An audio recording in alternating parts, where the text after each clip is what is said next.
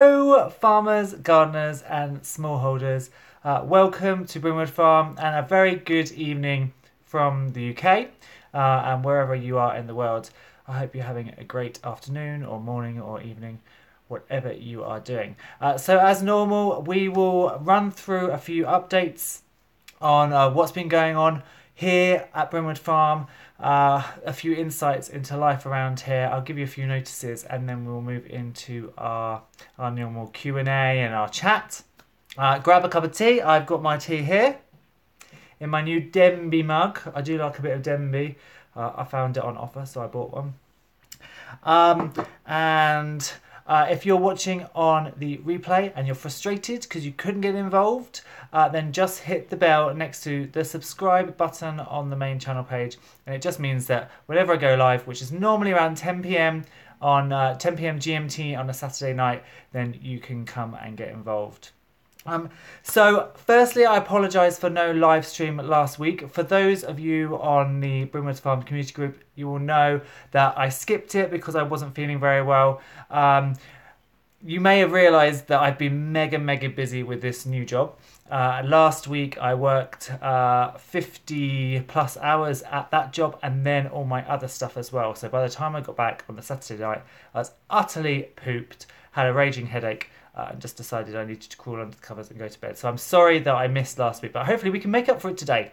And there'll be tons to talk about. And hurrah! It seems that spring has finally ended our 6-month winter in the UK, because it has been horrible. And you've heard me moaning about it enough, but we've had 3 really nice days of sunshine on high-ish temperatures, and the garden has kind of breathed a sigh of relief with us. So it's literally like everybody's just gone, and the plants have burst into life.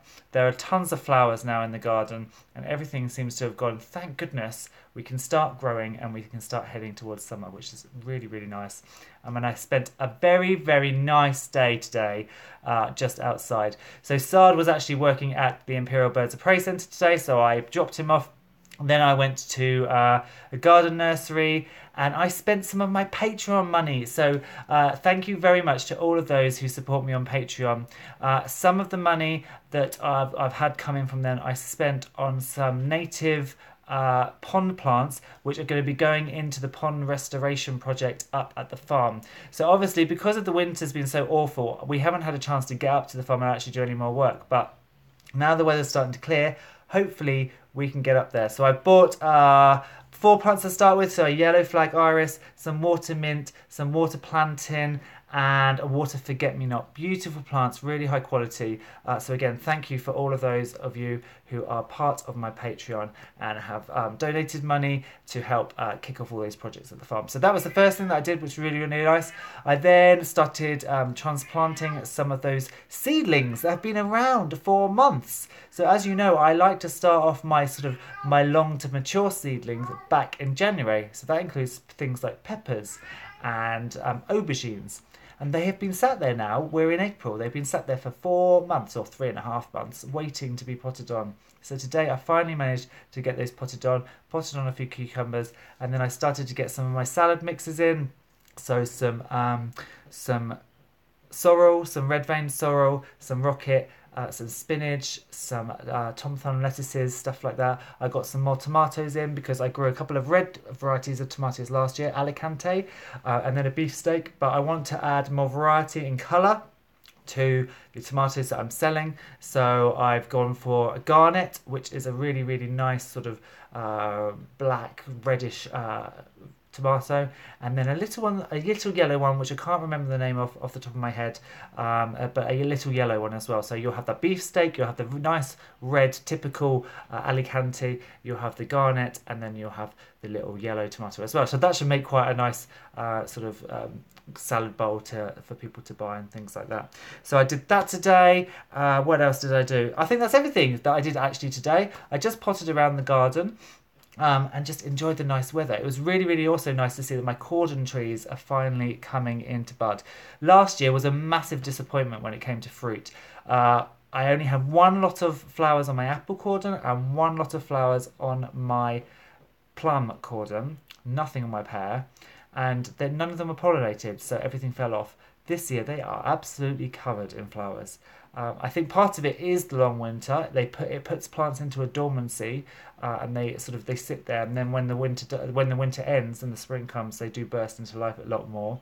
So the winter and the snow will have something to do with it. But perhaps also these things tend to come, I find, in kind of 2 yearly intervals, so you'll have a really, really good cropping year for fruit, and then the next year will be a bit lackluster, and then again the following year is a much better again. So maybe the cordon trees have just got into that 2 yearly cycle thing. As for livestock, you will also have seen that new chicks. So chicks have been going crazy over here. I have been hatching so many chicks, a lot of them for work. Because we had the Easter holidays on, and so we set up a whole hatchery that we wanted to hatch loads of stuff out for. So we've got ducklings, we've got chicks, we've got quails, we've got quail chicks. I've been hatching a load more quails, so my quails are starting to hatch out now, which is really cute. My Silky, so my Silky breeding project, if you've been following Instagram, or again you're on the Brimwood Farm community group page, you'll have seen that I'm now on my F2 generation for my Silky colour line, and they have, well, the first 6 to have come out are not pure yellow, i.e. pure white Silkies. They have got stripes, which I've been informed that may go to the partridge gene. So we're going to see how they develop, because if you think Barry and Gertrude, they produce these, the F1 generation, which are the white Silkies with that toasty marshmallow on them.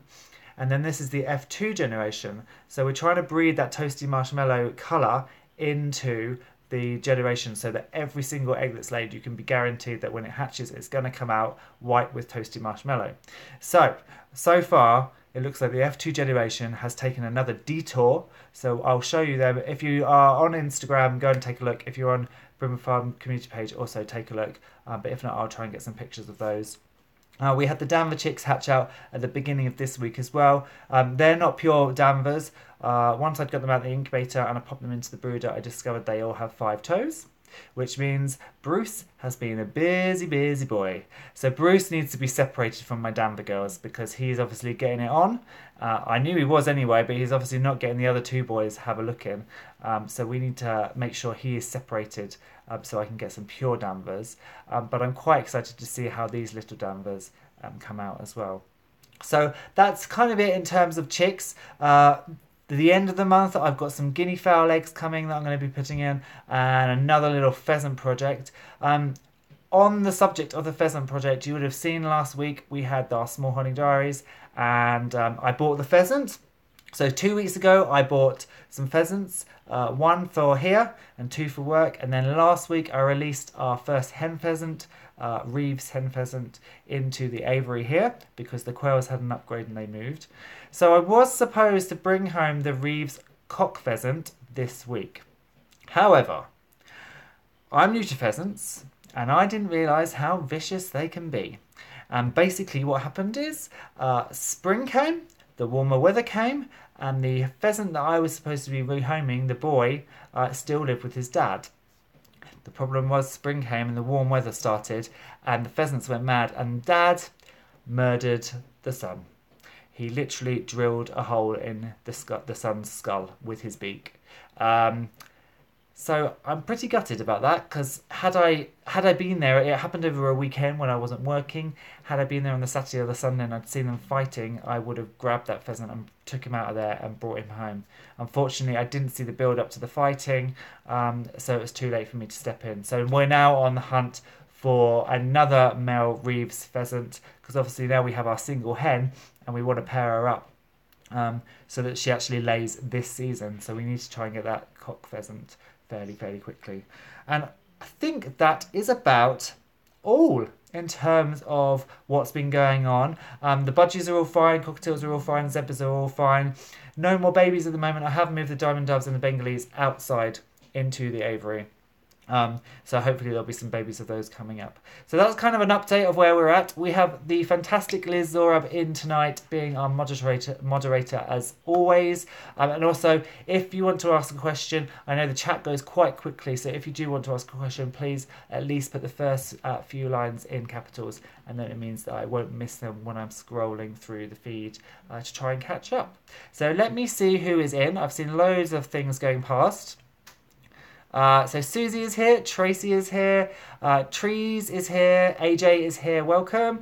Danielle is here, she's back from Sri Lanka. You're going to have to tell us all about that, Danielle, because it sounds fabulous. Dan is here, Yvonne, Liz is here, as I would expect. Robert's Farm is here, but under Oakfield Farm, so welcome. Zule is here, hi Zule, welcome. And Ross Minton is here, guten Tag.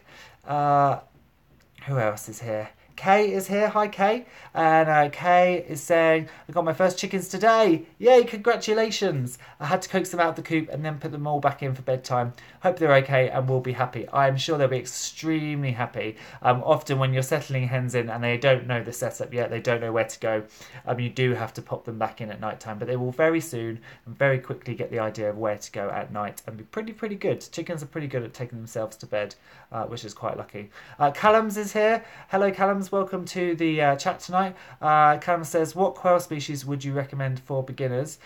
If you're looking for an aviary specimen, I would go for your Chinese painted quail. They're very small, very cute. If you're looking for like a more of a homestead small holding bird, I would always start with your Coturnix quail, your Japanese quail. Super easy. Really, if you get the Pharaoh variety, which is the base variety, colour variety, quite easy to sex by just looking at them, visually sexing, but also obviously they get this gland where you can tell when they're in breeding condition who's a boy and who's a girl. So I would always start with them. Very easy. They're quite good layers during the the season of the spring and the summer months of the year, although they do taper off during the winter months. So yeah, I would start with them, and then you will fall in love with quail and no doubt want to start having all types of bob whites and California and all of that sort of thing. But yes, start with Coturnix or Japanese, which are the same thing. So Coturnix, Japanese quail. Callum's, yes, it's just said, you into the chat I am. Dan says, we're getting very close to lambing now. Oh, I've been doing so much lambing. We're actually almost done. This morning when I went in, we only had 3 ewes left to lamb. So we are almost finished here, and all the goats have kidded. So actually, in terms of works breeding season, we're almost done there. I am still now on the hunt to find some local pasture so that I can get my sheep. So hopefully next year I'll have sheep of my own to lamb, which would be fabulous. Back to Basics is here. Hi, Back to Basics. Welcome to the chat tonight. Ross has opened a beer. I have got my tea. I must confess, I did open a bottle of chocolate wine earlier, and man, that was really nice. I only had 1 glass and I had to put the bottle away. I had to pour myself a glass and then put the bottle away because I knew if I sat down in front of that TV with the open bottle of wine, I would have just drunk the whole thing. I may also have to do a little bit of nose blowing throughout this session because I can feel myself up here not feeling too fabulous. So excuse me if I do that. Buddy Mojo is in the house. Hi, Buddy Mojo. Susie says, how's our Gimpy Budgie? Our Gimpy Budgie is really good, actually. His legs are still splayed, so he's not like a completely normal Budgie, which would perch like that. He kind of perches like that, but he flies around and he perches and he roosts, and by all accounts he is just like a perfectly normal Budgie. So once again, for all of you that actually helped me out correct that situation and tell me how to do it, I am very thankful, because it looks like this little guy is going to be a very happy chappy for the rest of his life. I did lose a Budgie yesterday. I have Luna, who has French molt, so she's our Budgie with French molt, and she lives in a cage on her own at the moment, because we're not sure yet how French molt is spread. So even though it's been around for decades, scientists still aren't sure how French molt is spread, so she can't be in the cages with the breeding birds in case she spreads the French molt to any of the others. But anyway, so she's in a cage with French Moor, and the door in her cage isn't great, but because she can't fly, I don't really worry about it. I came home yesterday and she was nowhere to be found. She was not in her cage, she was not on the floor. I searched the spare room, I searched the bathroom, I searched the bedroom, could not find her. I thought, what on earth has happened? Has Mano eaten her? Mano's my cat. Has Mano grabbed her and eaten her? Have the dogs done something to her? They carried her off. So I'd kind of given up hope, and I came downstairs, sat down here, started my computer, and I heard a rustle. I turned around, and she was sat on the back of the couch. So she had a nice little excursion. Bless her. I need to try and feed her up. Andy Pandy is here. Hi, Andy. Ali is here as well. Andy says, how many quail hens to a cock, please? So I have never really done this systematically. Lots of people say one cock hen to like three. One cock hen? One cock to like 3 or 4 hens. Certainly not 1 to 1, because he will just damage her by repeatedly going on her. And many say they have issues with lots of cockbirds living together. I have 21 quail in my main flock, and I would say 5 or 6 of those are boys. So that means my math is not good. 5 or 6. So let's say 6. So that means I've got 15 hens and 6 boys. So yeah, so we're looking at, I would say like 1 boy to 3 or 4 hens. That's what I would go at if you're looking at buying like a trio or a quartet. Try and get that many. Of course, but often you can also get like, I find it actually works a bit better when you have 2 cocks. So maybe 2 cocks and 4 hens for like a little group of 6 or something. Fringe Dweller is here. Hello, thank you for stopping in our chat tonight. Susie St James says, can you take your hen pheasant to work to get bred? I don't really want to put her into that pen now, because the ones at work, the hen that I bought, he is now bonded with that hen. So I don't want to add Eve to the mix in case something bad happens to her. I'm also aware of biosecurity. I really don't like to bring birds to and from places, especially, you have to remember, my work is not a private farm, it's a public farm, and so biosecurity is even more of a higher risk at the farm, because obviously you have members of the public coming in.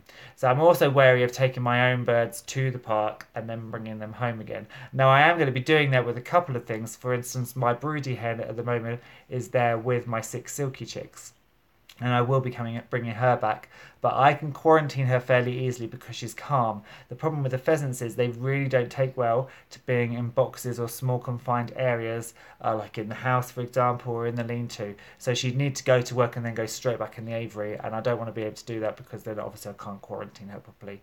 So we will just try and find another Reeves cockerel, and in the end, actually, it might work out better that way as well, because I can have a completely unrelated cock and hen bird to the ones at work. So when the ones at work lay eggs and have babies of their own, and those babies need rehoming, I can maybe buy a couple of those, and then I've got 2 unrelated pairs, which would work really, really well.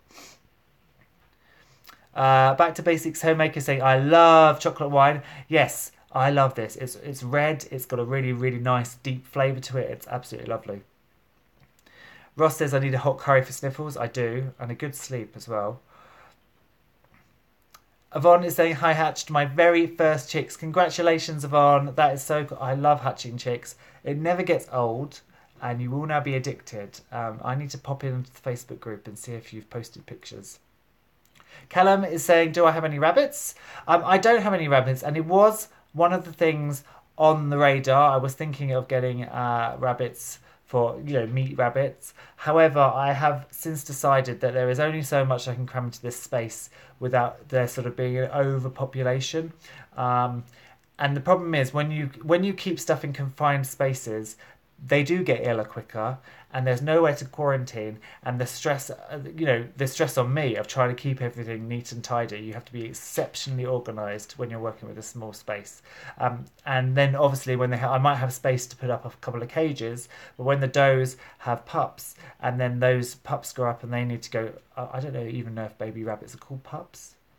whatever. When baby rabbits grow up and need to go somewhere, I haven't got anywhere to put them. So a long story short, I am going to have them in the future. I would like to do one of the more natural settings where you have a little colony of bunnies and you put the bunny boxes into the ground, into the earth. But yeah, so that's something that we will be doing up at the farm. So definitely we will be doing meat rabbits in the future, but at the moment it's on hold for now. Susie is saying, so he's a pigeon-toed budgie. Yes, he is a very pigeon-toed budgie, but very, very cute. Ross says, question, did you get all your mice? I caught a Roland down the Lottie and one at home. Big buggers too. Hopefully nipping them in the bud before they go on Barry White and get their groove on. I know, Barry White, aka Barry the Silky, is getting his groove on. In answer to your question, no, I have not caught all these darn mice. I did catch that elusive mouse in the spare room, and I think one of the reasons I wasn't catching it was because it was actually juvenile, and so the trap was snapping shut, but it wasn't actually catching him because it was too fast. There are mice everywhere though. I've got mice back out here. I was cleaning out the chicken shed today. There's mice in there.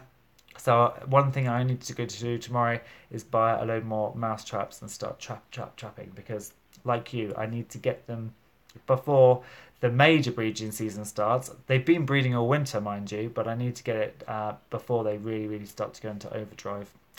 Charlie is in the house. Hi Charlie, thank you for coming by. The ducklings, she says, how are the ducklings? The ducklings are really good. We didn't have a great hatch on the ducklings. I was originally sent 10 eggs. Of those, 7 were fertile. 2 got the ring of death, so that took us down to 5. Yes. 2 got the ring of death, so that took us down to 5. And then one of them, because they were sent in the post, the air sac had completely detached. Now sometimes that's fine, and you sit the eggs in the incubator and the air sac just stays at the top. The problem was, as the embryo grows, sometimes they kick it around. And also with the moving of the incubator as it's rocking back and forth, to make sure that embryo doesn't stick to the shell inside, it also moves around. So the 5th egg, the air sac ended up at the pointy end. And so the duckling didn't get a chance to hatch. So that took us down to 4, and then the 4th one died early on. So again, long story short, we had 3 hatch out. They are the sweetest little things. They are sweeter, I think, than chicks. Even quail chicks. Ducklings are my new cuteness. They come right at the top of the cute scale, and they are currently at work because, again, I don't really have any space to keep ducks, so they have got to work, and they're going to go and live out on the duck pond. Although I may bring them home. We'll see. I've kind of fallen in love with them, and I kind of want to keep them, so we'll see. But they're doing really, really well, thank you, and they're growing up really quickly. Yvonne is saying her incubator is already back on. I like to hear that. I currently have no incubators on, although I do have a broody hen on 10 eggs. As I said earlier at the beginning, my incubator is waiting now for another pheasant project and my guinea fowl. And I want to do some pure Danvers, some pure Ixworth, and some Polands. So they will be going on as well at some point. Sandra is here. Hi Sandra, welcome. And Danielle is just saying they call them, yes, so baby bunnies are kits or kittens, not pups. So yes, so I haven't got anywhere for the kits and the kittens to go up, and I really would like to be able to, as they're growing, have a run that can go outside, and then you can pop them out on the grass for a run around and things like that. I know lots of people use the cage system, and I think that's all very well, but I do like to have, and you might want to keep them in cages for some of the time, but I would like to be able to give my rabbits a bit of a run around and a good life. So yes, I haven't got space for it at the moment. AJ is saying, now the warm weather is upon us and I have no room left in my greenhouse. I have peas, beans, little gem, herbs, strawberries, sweet peas, fruit bush, cutting flowers. I'll put pics on Facebook page. Yes, please do. I know, I'm running out of space too. I haven't really utilised my greenhouse because it's right down the bottom of the garden and I tend to forget about it. So it's got all of my sort of cuttings and things from last year. So it's got succulents, it's got those heucheras cuttings that I took. They're starting now to bud up and create new leaves. And it's got quite a few plants that I need to be taking up to the farm, some pheasant grasses and stuff, where I'm going to be making an ornamental flower meadow. So I've got the wildflower meadow, but then beside where we're going to have the nuttery, there's going to be a thin strip of ornamental flower meadow made up of ornamental grasses and things like that. So yeah, so it's full of that at the moment. But that's really cool to hear you've got. AJ is a massive sower. He has so much growing. I'm always very impressed how much is going on. Tom is here. Hi Tom, welcome. Buddy Mojo is saying chocolate on the traps. Yes. So I have tried peanut butter, which has worked a little bit, and I've tried jam. I haven't yet tried chocolate because I tend to eat it rather than put it on the traps. So I must try chocolate on the traps next. Fringe Dweller is saying, how is Assad getting on with the birds of prey at Barleylands? He loves it. He is in his element. My mum and my sister came this past Thursday. They came to see him and me. And my mum looked at him and said she's never seen him happier at work, which was a really nice thing to say. And he's doing really well. He has a natural affinity for the birds. And so he is progressing really quickly. So what they don't put, when you start with birds of prey, they don't put you on any bird of prey. They sort of gradually work your way up to handling different ones, feeding different ones, doing the weight management and those sort of things. And you might think you would start with the smaller birds, but you actually end up starting with the larger birds, because of the smaller birds, it's the weight management for those that is so on a knife edge. You know, you get the weight management of a kestrel wrong on one day, and that can kill it, because you haven't fed it enough or you fed it too much. So you start off with the big birds. So he's been flying Harris Hawks. He's been working with the kookaburras. He's done the barn owls, the peregrines. They've got a couple of pairs of vultures, and he absolutely adores the vultures. So he's getting on really, really well. Thank you. So thank you for asking. He loves it, and I think we're definitely on the course now that he knows now. Yes, that this is what I want to do. I want to set up this birds of prey centre in the future. So that's going to be his thing on the farm. His thing is going to be this birds of prey centre and the pheasant, the ornamental pheasantry, while I kind of do more of the sheep and the normal domestic livestock route. Ed says, thank you for all your uploads. I'm so happy to hear that, Ed, and thank you for thanking me. I'm just a bit sorry that I haven't managed to do so much lately. I am trying to get back into it, and as I said before, now the evenings are lighter, I'm able to get back from work and film then as well. So it's not because it's been, when I was working, 8 a.m. to 7 p.m. Before the hour change, obviously I left in the dark and I got home in the dark. But now we've got more light, I have more chance to upload. So and if there are any things in particular that you guys want to be featured, then please let me know. Patreons obviously can go onto Patreon and just tell me what they want to see. But then there's also, you can contact me anyway. You can contact me on here. You can contact me on Instagram, Twitter, our Facebook, Brimwood Farm community page. So if you've got ideas, stuff you want to see, please let me know and I will try and get those done. Andy Pandy says, I bought 5 light Sussex chicks today at the auction for £2. Oh, that's really good. Maybe a week old, just getting wing feathers. When can you sex light Sussex? I'm not terribly good at sexing light Sussex. I had them... They were some of the first chickens I ever had. So maybe 6 or 7 years ago, I had some light Sussex. But I found they were quite difficult to sex until... when they entered the teenage phase. Then the boys tend to get more leggy, and they look different. So the females look plumper, and the boys get leggy, and they start to get longer combs and wattles and things like that. You can always post pictures on Facebook and ask, but I think at a week old it's too early to tell. You would be looking, I think, around your 8, 9, 10 week when they're starting to mature and go into that teenage phase that we might be able to start telling. With breeds where it's not totally obvious, it's often best to actually find somebody that keeps the light Sussex themselves. For instance, when I started keeping my Ixworth, I had no idea and I found it really, really difficult. But now I've been keeping them a few years, I'm pretty good at spotting who's a boy and who's a girl, although the differences are minuscule. And I can be wrong as well. So I'd wait a few weeks and then maybe try and find somebody that's kept light Sussex before, and they might be able to help you out. Susie says, can the ducklings go to your country pond? Not really, because there's nowhere to protect them from predators up there. And they're not a wild duck. They're a khaki Campbell, so they are a commercial duck that's supposed to lay lots of eggs a day. So unfortunately, they can't go up to our pond on the farm because I think they would become fox fodder almost instantly. So I think for now they'll probably do well just at the farm park. We've got a big waterfowl pond there, so they can just live out their days there until I bring them here. Or you know, next year potentially could be the end of this place, and we could be starting to move up there. You know, it's 2018 already, and our plan is to start building 2020. But all the visa stuff should be sorted the summer of next year. So from 2019 summer onwards, there'll be some big changes coming, hopefully.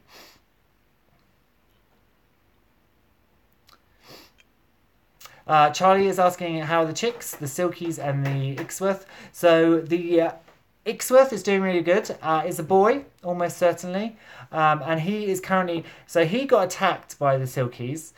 They kept plucking his wing feathers on his shoulders. So he is currently living with Barry and the older Silkies. So Barry's daughters and the breeding girls. He's not old enough yet to be interfering with them in terms of, you know, mounting and treading them. So he's living. Actually, Barry's been really good. Barry hasn't picked on him or anything. That may well change when he matures and he starts to crow, but at the moment he's living down with them. The Silkies are also really good. So far, none of the marshmallow coloration has come out, but I'm not expecting that to come out yet. It tends to come out actually once they get to point of lay age and they do a molt, and then the toasted marshmallow comes out. So it's slightly frustrating developing this new colour because it's not obvious from the word go. There's quite a bit of a wait involved to see who's good and who's bad and who's not developed the coloration. But they're all good overall, thanks.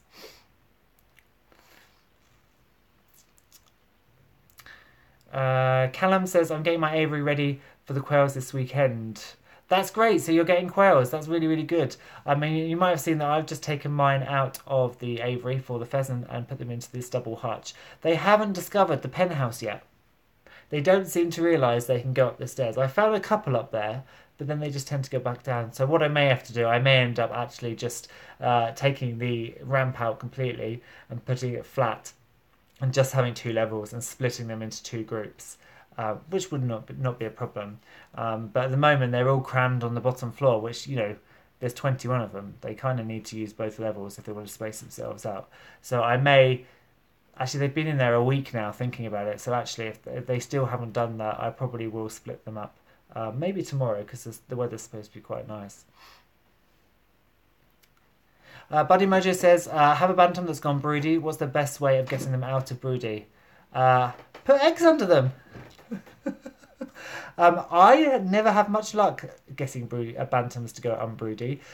Large fowl, I find, personally, from my experience, don't go as broody as quickly. Bantams seem to snap your fingers. I can't actually snap my fingers, which is why I did that. They seem literally to go broody within an instant, and it's really, really hard to unbrood them. You can kick her off the nest every time you go down there. Some people try and just take them out completely and have them in wire cages because the airflow, apparently around, you know, colder airflow around their legs and their breast and their vent, which is where they're going to incubate the eggs, can help reduce the hormonal and biological changes in the body because they're preparing to sit on eggs, and so biological changes mean they're starting to thin out the feathers there, they're starting to get hotter, so you want to try and reduce the increase the airflow and reduce the heat. But generally, I haven't had much luck of getting broodies to go unbroody, and I normally end up just throwing some eggs under them just to do a bit of a hatch, because that's the only real way you can stop your hen going broody. But again, you can try to start with just turfing her out of the nest every time you go down, and sort of pick her up and take her right out so she can't just jump straight back in, and see how it goes. But they can be difficult because it's Mother Nature and it's instinct, and that's what they want to do. Tracy is saying, please look up and see my question. Tracy, I've missed it, so please, if you just write it again, Tracy, and I will get round to it when I scroll down. Mr. and Mrs. Pullman say, hi, we have our first broody Silky and she's sat on 2 eggs. She's been sat on them and not budged in 14 days. I've checked and they're growing okay. Should I just leave them now? Yeah, totally leave them. Mums know perfectly what to do. They will roll the eggs themselves. You don't have to worry about the humidity issue. So if they're at 14 days, they've got another week to go. You may find with Silkies that they hatch a few days early. I often find, although your chicken incubation is 21 days, with bantam breeds like my Danvers and my Silkies, they often start hatching on day 18, on day 19. So actually, they may only be 4 or 5 days away. So I would just leave them well alone. When it comes to sort of day 18, 19, you could put a little pot of chick crumb in there, but remember, chicks actually don't need any food for the first few days anyway, because they absorbed all that yolk. So you can just leave them totally alone if you want, and you don't even have to put any food in for them until they've hatched. So just wait and see how it goes, but good luck. That'd be really, really exciting. And there's nothing nicer than a mum chick with her own baby, a mum hen with her own babies.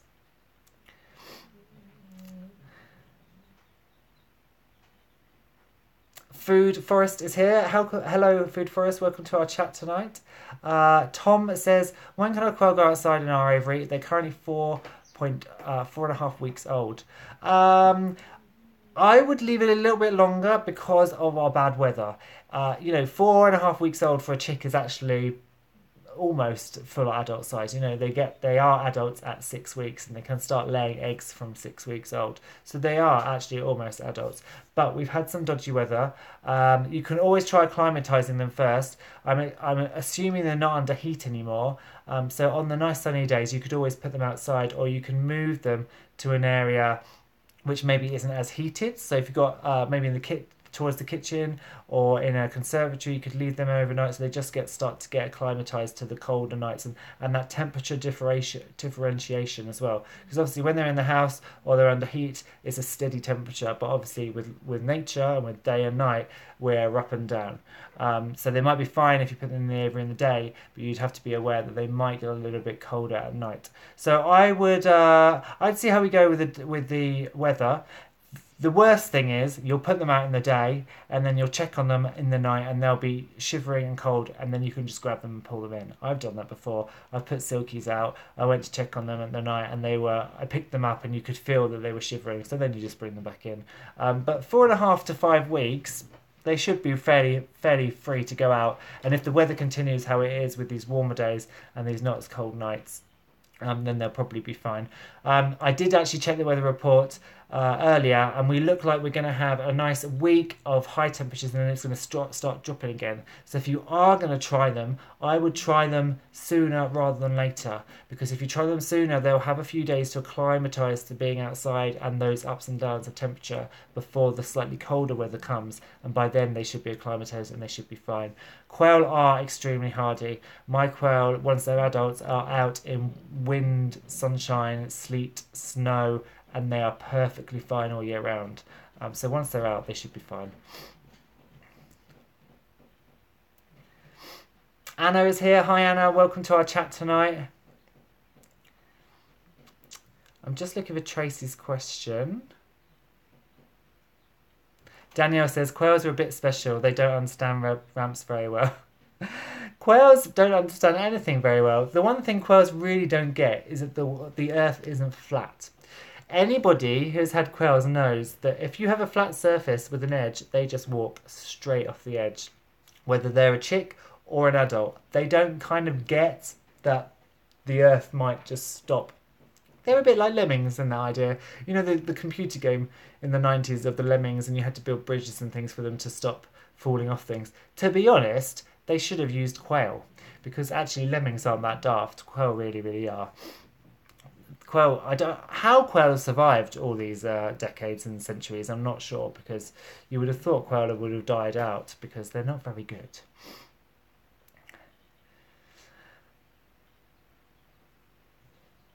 Buddy Mojo says, can't wait for quail. They are amazing. So although I've just said they are stupid, they are also the sweetest little things and very, very tame.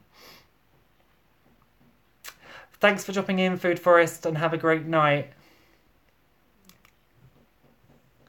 And Dan says, for the person with the broody bantam, I'd just give her a chick. Yeah, you could do that, but just make sure that you slip that chick in at night. Also, at the start of the broodiness, I find that sometimes doesn't go so well either, so just be aware that you might have to take the chick away. At the start of the broodiness, they well, I've had hens attack chicks because they haven't gone through the process yet of sitting on anything. So you could do that to minimize the length of incubation. So you could maybe let her sit on eggs for 4 or 5 days and then introduce the chick, and that would work. When I tried introducing a chick almost straight off to a broody, she did not like it.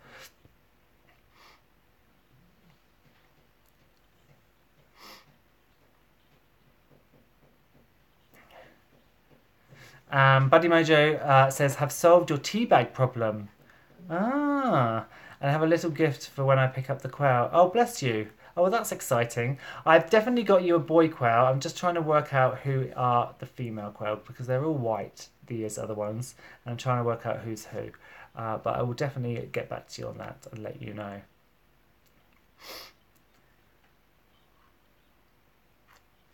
Oh. So has anybody else got any questions about what's going on here? It's nice to see everything growing. I mean, I went out today and everything really has started to burst into life out there, which is really, really pleasant. It's nice just being able to have the door open.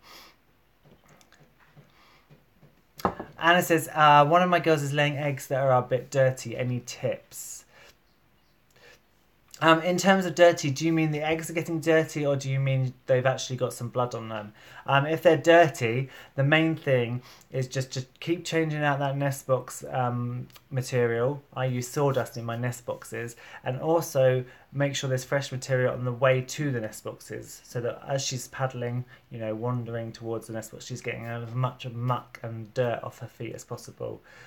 It has been so muddy and so wet that, of course, most people's chicken runs, even with a few sunny days like this, have just become swamps. And so trying to keep eggs clean throughout the winter has been a nightmare. But just fresh bedding constantly can help reduce that. Liz says, Jeff, what veg have you got growing so far? So my broad beans, I've got my broad beans in. I've got my coriander and my dill in a large bed, but they are under a small plastic polytunnel, which, by the way, I bought from B&M the other day, and it was only £7 for a 3-metre cloche. So, you know, metal struts with plastic. Really, really good, actually. For £7, I didn't sniff at that. I grabbed it immediately. So I've got the coriander and the dill and the broad beans. I've got spring onions in. I've got tomato seedlings. I've got peppers, aubergine seedlings. I've got a couple of cucumbers. Took the last of the kale out today. I'm going to start sowing a few radishes. And what did I sow today? I sowed some more tomatoes, some spinach, and my salad crops. So I'm trying to make up a salad mix that I can, you know, pick several different leaves and make a nice little salad mix. So I've got salad bowl red, salad bowl green. I've got little Tom Thumb lettuce. I've got rocket. I've got some spinach that can be mixed in there as well. And then I bought some red vein sorrel as well. So I've got 6 sort of leafy green varieties that I'm hoping I can pick at different stages and mix into this mix. Obviously, with things like spinach and rocket, especially those, in the summer they just go to flower and to seed really quickly. So you can't rely on them as like a summer green because they go to seed too quickly. So you'll be relying on other sort of cut and come lettuces and things like that. So that's what I've got on at the moment. I see the season's got a bit past me because obviously over in the UK it's been so darn cold, it's put me off putting stuff in. But now we're in mid-April already, and there's like this sudden rush that we need to start putting things on and sowing. So I need to go through my sowing, my box of seeds and stuff tomorrow to work out what I can do. Ross is saying, has the weather been wet there too? It's been tremendously wet, awfully wet. Everywhere has been flooded. You know, it's squelchy outside. I haven't even been able to let the dogs out into the back garden because it's just a swamp and they were just making everything disgusting. So yeah, it's been terrible.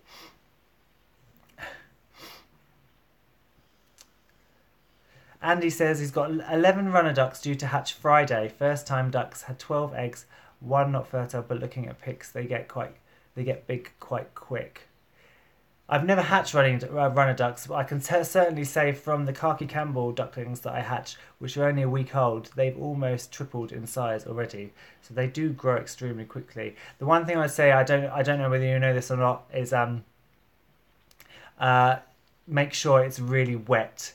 Make sure the humidity is really, really high, because it seems that ducks need quite a high humidity to hatch out properly. So I would definitely try that. But that's exciting. Definitely let us know when they hatch out, because that'd be really, really great. I do love ducklings. They're amazing. Caden says, do a lot of Barry's babies die? No, they don't. I mean, most of Barry's babies survive. I'm quite proud of the fact that most of my chicks survive here. I hardly lose any. You know, I've been hatching chicks for years and years, and I've probably only lost 4 or 5. Once hatched, that is. So once I've hatched them, they've been in the incubator, they've fluffed up, I've moved them over.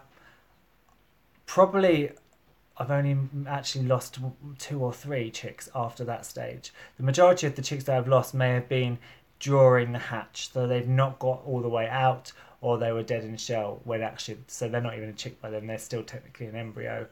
So most of Barry's babies do not die, and most of Barry's babies survive. I've got 6 at the farm, 10 on the go under a broody, 3 hatched out last week, and then I've got another 10 in the shed.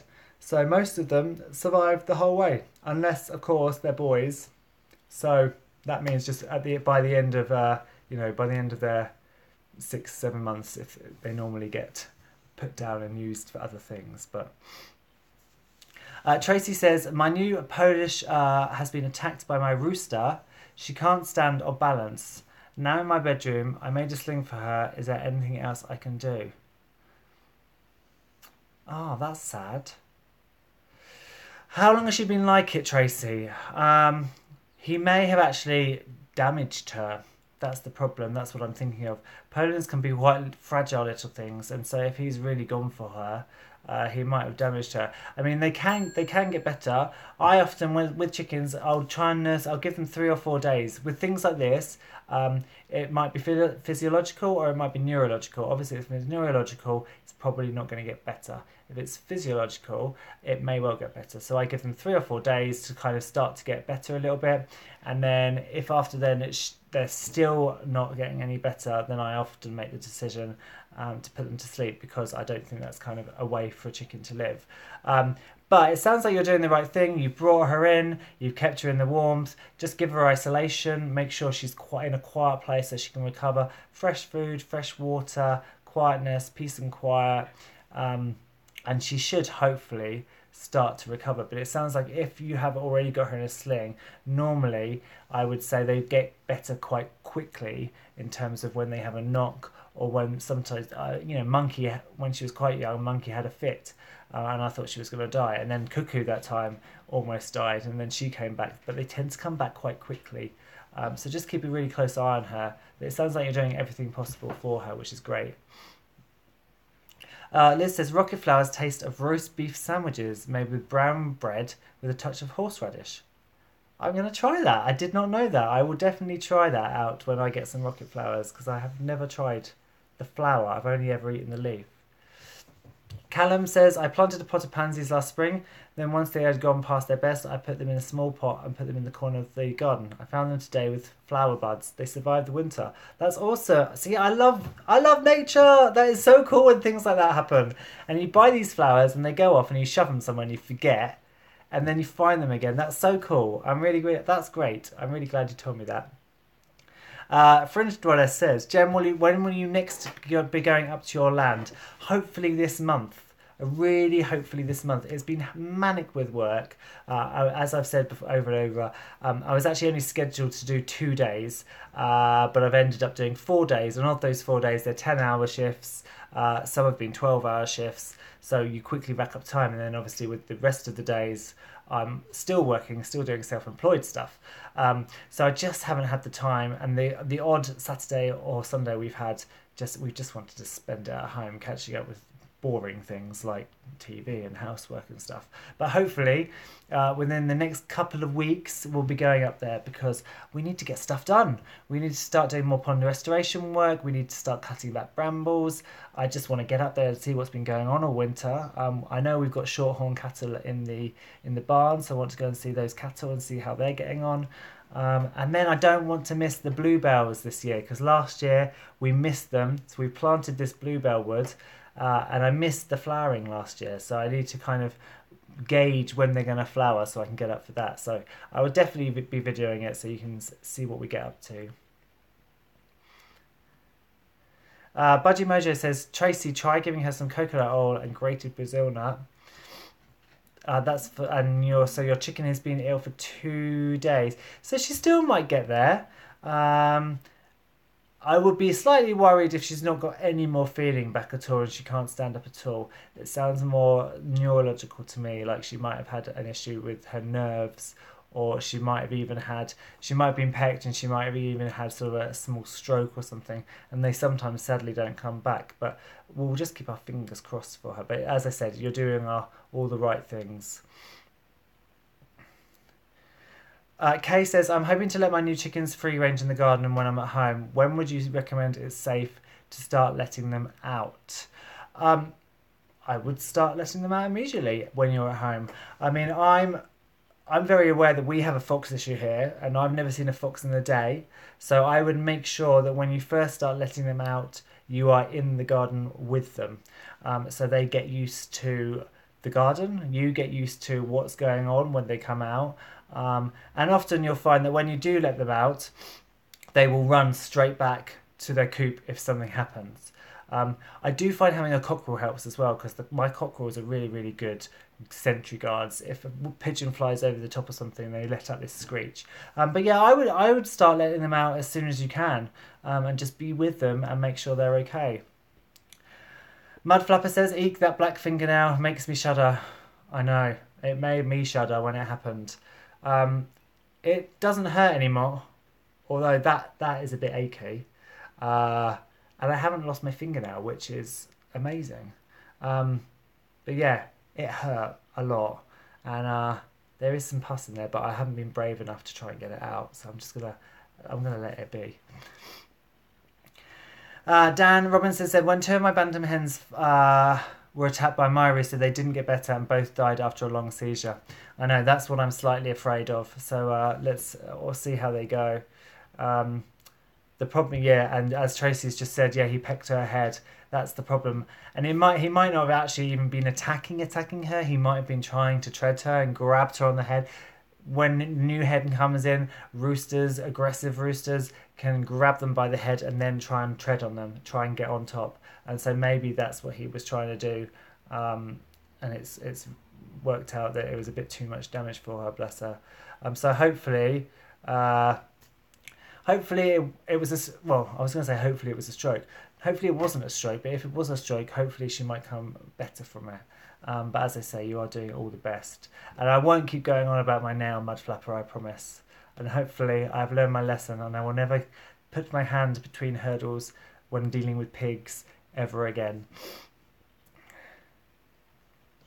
Budgie Mojo said, chickens can be so funny. 5 of mine cornered my 2 greyhounds and Westie. So funny hearing the dogs crying to be let back in after being cornered by the hens. I know, my hens, you've seen my dogs. My dogs are staffs. And one is a staffy Ridgeback cross. So they're big things. And then you get a little rooster this size chasing them up and down the garden. It's hilarious. So, yeah, chickens are very, very funny little things. Have we got any more questions for tonight? If not, I'm thinking I might end a little bit early tonight just because I'm feeling quite snotty. Liz says, all the girls who used to live with Elvis are now flirting like mad with Big White through the fence. Oh, I'm very sorry to hear about Elvis though, Liz. It's sad to see him go. And so now are they cockerelless? Ross is all questioned out. Have another swig of some beer. I'm going to have some tea. Oh, that's nice. Tracy says, how much longer should I give her? I was going to cull, but gave her a bit more time.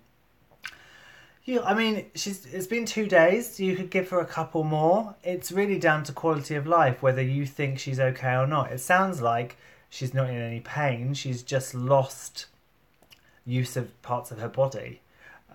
So if she's not in any pain and you are willing to keep supporting her, then it might be worthwhile just giving her a couple more days to see if she comes round. But then, you know, it's down to you really, and whether we can't see her, so you've got to be the decider of that. I always give, if I can see they're not in pain, I will always try and give them as long as possible, just in case.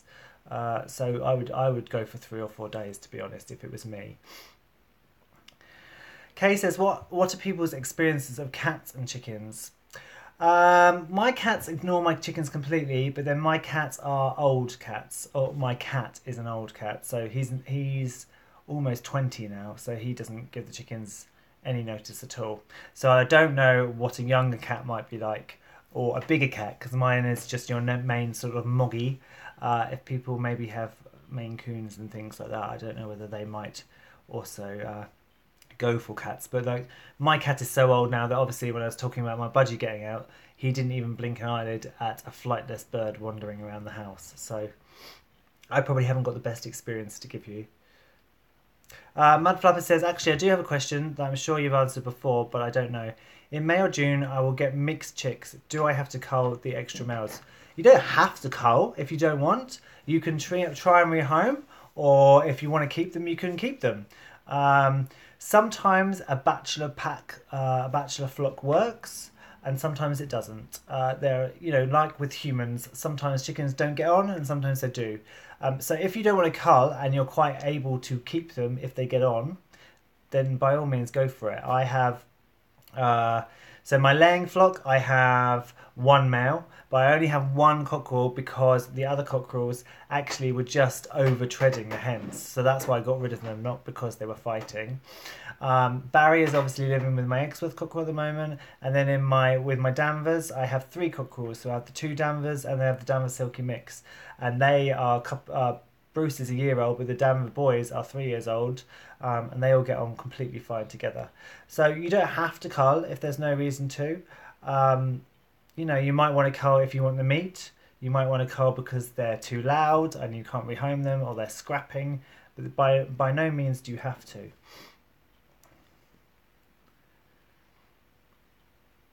Gardening with AJ says, hope you get rid of your cold soon, and we'll update on Facebook. Thank you.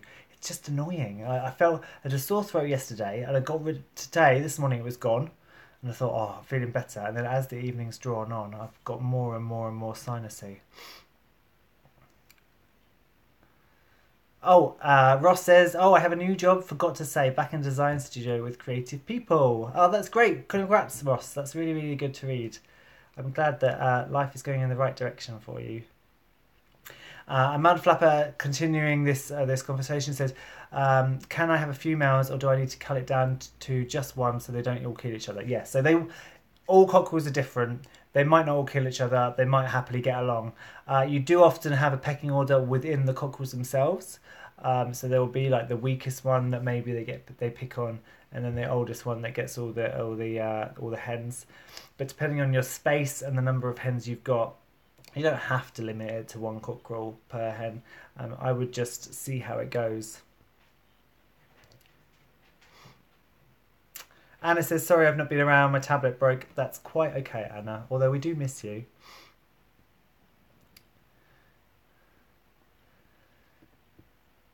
Kay says, her cat is a Maine Coon cross, but he seems a bit worried.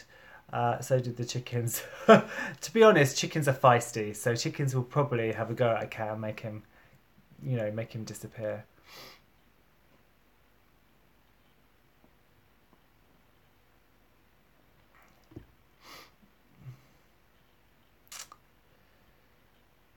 And Dan says, I had a flock of 7 roos. 2 had to be separated, and they don't mind living together. One of them didn't get on with anyone and lives on his own. Now I've got a flock of 4, 2 and 1 roosters. Yeah, so sometimes they're fine. And sometimes they're fine for a short time, and then something will happen and they'll kick off. So I had two that lived together harmoniously for many years, and then all of a sudden they just decided to start scrapping like hell and beating hell for leather out of each other. So then obviously I had to separate them. But I'd give it a go. There's no reason to just cull for the sake of culling.